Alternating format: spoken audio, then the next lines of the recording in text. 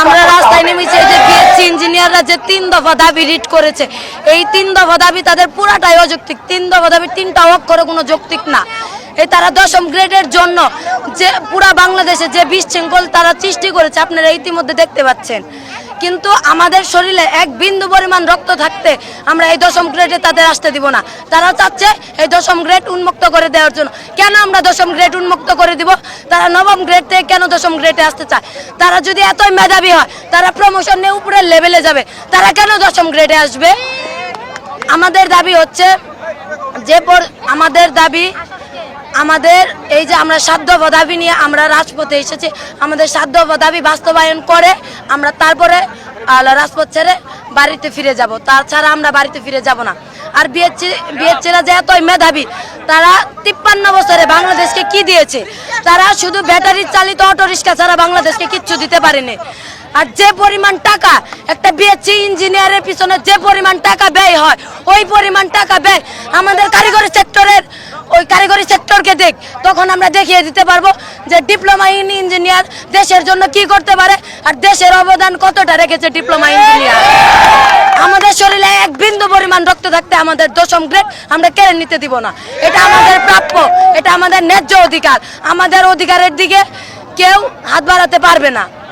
এটা আমাদের রক্ত দিয়ে হলেও এটা আমরা রক্ষা করে যাব। আমরা রাজপথে ছিলাম, আছি, থাকবো। কিভাবে রক্ত দিয়ে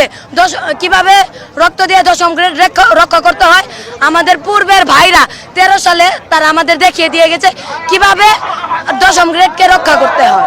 আপনারা জানেন বাংলাদেশে ডিপ্লোমা ইঞ্জিনিয়াররা প্রত্যেকটা সেক্টরে 80% কাজ করে থাকে এবং বাংলাদেশে ডিপ্লোমা ইঞ্জিনিয়ারদের 80% অবদান রয়েছে।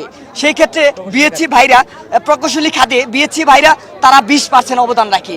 তারা ডুয়েটে যারা পড়ালেখা করে তারা আজকে কি করেছে আমাকে দেখান, সারা বাংলাদেশে তারা কোন অবদানটা রেখেছে? আমরা বিদ্যুৎ, গ্যাস, পানি সকল জায়গায় প্রকৌশলী খাতে আমাদের অবদান রয়েছে। তারই ধারাবাহিকতায় আমরা দেশ এবং দেশের মানুষের সেবা করার জন্য আমাদের যে 10ম গ্রেড পদমর্যাদা 2য় শ্রেণী কর্মকর্তা হিসেবে আমাদেরকে এটা আমাদের জন্য বরাদ্দ করা হয়েছে, সেটা নিয়ে আমরা সন্তুষ্ট। আমরা কখনো এর প্রতিবাদ করিনি, কিন্তু এই 10ম গ্রেড নিয়ে আমাদের বড় ভাইরা তারা একটি নীল নকশা সাজিয়েছে। তারা বলেছে আমরা নাকি ডিপ্লোমা ইঞ্জিনিয়ার লিখতে পারবো না, কিন্তু আমরা বলতে চাই তারা বলেছে আমরা ইঞ্জিনিয়ার লিখতে পারবো না। তারা যেমন সরাসরি প্রকৌশলী লেখে, আমরা কিন্তু সরাসরি প্রকৌশলী লিখি না, আমরা লিখি ডিপ্লোমার প্রকৌশলী। তাহলে তাদের জায়গায় তারা ঠিক আছে, আমাদের জায়গায় আমরা ঠিক আছি। তারা 9ম গ্রেডে চাকরি করে, আমরা 10ম গ্রেডে চাকরি করি। তাদের প্রতি আমাদের কোনো ক্ষোভ নেই, কিন্তু তারা এখানে আমাদেরকে বলেছে আমাদেরকে টেকনিশিয়ান বলেছে, কিন্তু আমরা কখনো টেকনিশিয়ান ছিলাম না, আমরা টেকনিশিয়ান হতেও চাই না। আমরা অবদান রাখি, আমরা ডিপ্লোমা ইঞ্জিনিয়ার। এবং আজকে যেটা বলতে চাচ্ছি সেটা হচ্ছে যে তারা যে 3 দফা অযৌক্তিক দাবি করেছে এটা সম্পূর্ণ বয়কট করতে হবে। যদি বয়কট না করে এই নীল নকশা ভেঙে দেওয়ার জন্য আমরা টাঙ্গাইল পলিটেকনিক ইনস্টিটিউট সহ সারা বাংলাদেশে যে সকল সরকারি পলিটেকনিক এবং বেসরকারি পলিটেকনিক রয়েছে আমরা আরো কঠোর আন্দোলন দেব।